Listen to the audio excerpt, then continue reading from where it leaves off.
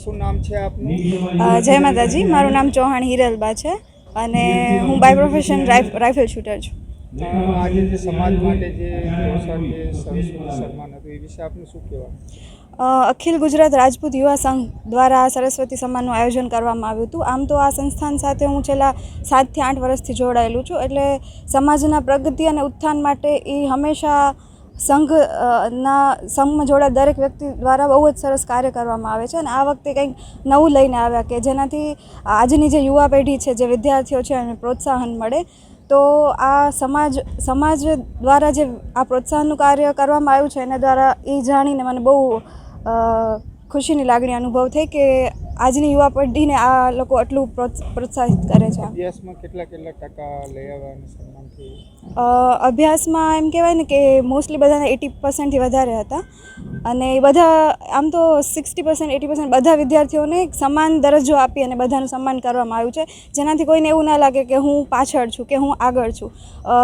Purpose ખાલી એટલો હતો કે દરેક વ્યક્તિ શૈક્ષણિક ક્ષેત્રે વધારે ઉત્તરોત્તર પ્રગતિ કરે. કચ્છના એક જ સમાજવાડીમાં ભેગા થયા છે. હા, અમે આખું કચ્છ જિલ્લાના તમામ તાલુકાઓના દીકરીઓ અને દીકરાઓ અહીંયા એકત્રિત થયા છે. બધાના સન્માન થયા. આ સિવાય વિશેષ સિદ્ધિ વાળા વ્યક્તિઓના પણ સન્માન થયા.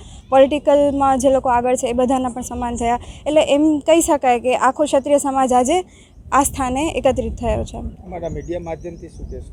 મીડિયા માધ્યમથી હું એટલું જ કહેવા માંગીશ કે એમ કહેવાય ને કે અત્યારે સ્પર્ધાત્મક યુગ છે ને આ સ્પર્ધાત્મક યુગમાં ટકી રહેવા માટે શિક્ષણથી વધારે મજબૂત કે પાવરફુલ કંઈ હોઈ ના શકે. અને શૈક્ષણિક ક્ષેત્રે જો આટલું પ્રોત્સાહન મળતું હોય તો સમાજ માટે, કચ્છ માટે અને એમ કહેવાય કે માનવ ધર્મ માટે બહુ ઉત્તમ કાર્ય છે અને બહુ આનંદ થયો આ જાણીને. આ એક ક્રિટિકલ પ્રશ્ન છે અને ખરેખર જોવા જઈએ તો દીકરાઓ કરતાં દીકરીઓ એ હવે આગળ છે. તો આપણે એક વસ્તુ પર ધ્યાન દોરવાની જરૂર છે કે હવે દીકરાઓએ પણ પોતાનું શૈક્ષણિક કે કારકિર્દી ક્ષેત્રે વધારે મક્કમ થઈને ઊભા રહેવાની જરૂર છે, કારણ કે દીકરીઓ એ સમોવડી નહીં હવે આગળ થઈ ગઈ છે. મારું નામ છે મહેન્દ્રસિંહ પુંજાજી જાડેજા. હું હાલે મુન્દ્રા રહું છું ને મારી જવાબદારી અખિલ ગુજરાત રાજપૂત યુવા સંઘ કચ્છ જિલ્લાના પ્રમુખની જવાબદારી છે. બાપુજી, આજે વિદ્યાર્થીનું સન્માન કર્યું આખા કચ્છમાંથી, તે વિશે આપનું શું કહેવાનું છે? હવે લાંબા સમયથી અખિલ ગુજરાત યુવા સંઘનું કચ્છમાં કાર્યક્રમ ચાલતો હતો. હમણાં કેટલા સમયથી થોડોક કાર્યક્રમમાં ઉણપ આવી હતી, તો હમણાં ગુજરાતની ટીમ મળી ને સોમનાથ ખાતે મારી પ્રમુખ તરીકે નિમણૂક કરી અને આ અમારો વિદ્યાર્થી સન્માનનો પ્રથમ પ્રોગ્રામ છે. તો અમે અંદાજિત 364 જેટલા વિદ્યાર્થીઓ ધોરણ 10 અને 12ના વિદ્યાર્થીઓનું અમે સન્માન કરેલ છે. સાથે સાથે સમાજના ડૉક્ટરો જે સમાજકીય સેવામાં ઉપયોગી થાય અને અન્ય સમાજને પણ ઉપયોગી થાય એવા અમારા ડૉક્ટરોનું અમે સન્માન કર્યો. રાજકીય રીતે અમારા ચૂંટાયેલા સમાજના પ્રતિનિધિઓ જિલ્લા પંચાયત, તાલુકા પંચાયત, નગરપાલિકા, અમારે ગાંધીધામની મહાનગરપાલિકામાં અમારા સમાજના ચૂંટાયેલા પ્રતિનિધિઓનો પણ અમે સન્માન કર્યો.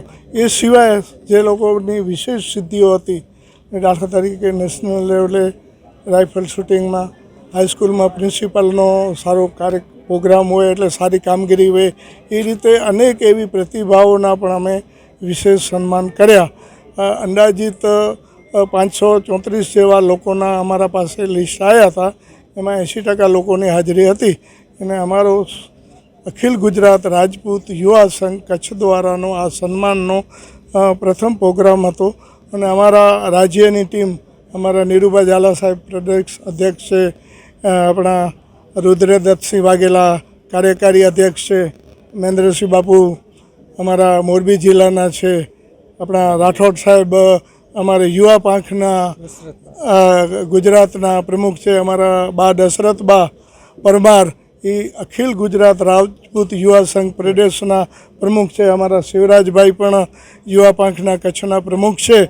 તો અમારે અત્યારે જે કામ કરવાની જે પદ્ધતિ છે એમાં કોઈ હોદ્દો તો એક ગૌણ વસ્તુ છે. અમે બધા લોકો સાથે મળી કે તો આપ જોતા હશો દશરથભાઈ કાર્યકર્તા તરીકે કામ કરતા હતા, એટલે અમે લોકો એક કાર્યકર્તા તરીકે કામ કરીએ છીએ.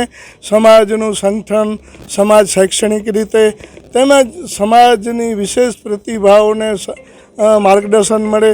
અને ખાસ કરીને આપણા રાઠોડ સાહેબ આપણે કચ્છ રાજસ્થાન રેન્જના આઈજી છે, અને બીએસએફ દ્વારા પણ અત્યારે શૈક્ષણિક પ્રવૃત્તિઓ માટે બોર્ડર એરિયામાં એ લોકોના પ્રોગ્રામ જાગૃતિના હોય છે. સાહેબ પણ અહીંયા આવી રાઠોડ સાહેબે જાહેરાત કરી જે બોર્ડર એરિયામાં જે વિદ્યાર્થીઓને કોઈ પણ જરૂરિયાત સહાયની કાંઈ પણ જરૂરત હશે તમે બીએસએફ દ્વારા અમે એની પૂરતા કરશું. સાહેબની એક અગત્યની મિટિંગ હોતા સાહેબ નીકળી ગયા છે.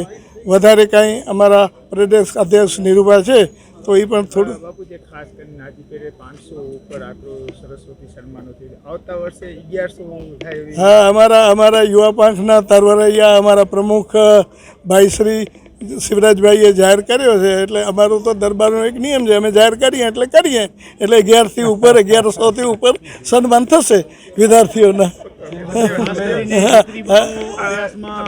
દરેક ક્ષેત્રમાં આગળ છે, દીકરાઓ વધુ આગળ આવે એ માટે શું કહેશો? હવે જો આ દીકરી બાઓ અભ્યાસમાં આગળ છે એટલે હું અભિનંદન એમના વાલીને માતાઓને આપીશ. હવે હું મીડિયા સમક્ષ જાહેરમાં કહું છું કે આ પ્રોગ્રામમાં આપ પણ ફોટોગ્રાફી લીધી હશે. અમે ભાઈઓ કેટલા હતા ને બહેનો કેટલી હતી, એટલે બહેનોની સંખ્યા વધુ હોય એમાં સમાજની પ્રગતિ છે, સમાજનો ગ્રાફ ઊંચો જાય છે. બાકી તો હવે ભાઈઓને બહેનો સમજાવશે એમના ઘરે ને એમને કહેશે કે બીજી વાર સાથે લઈ આવશે.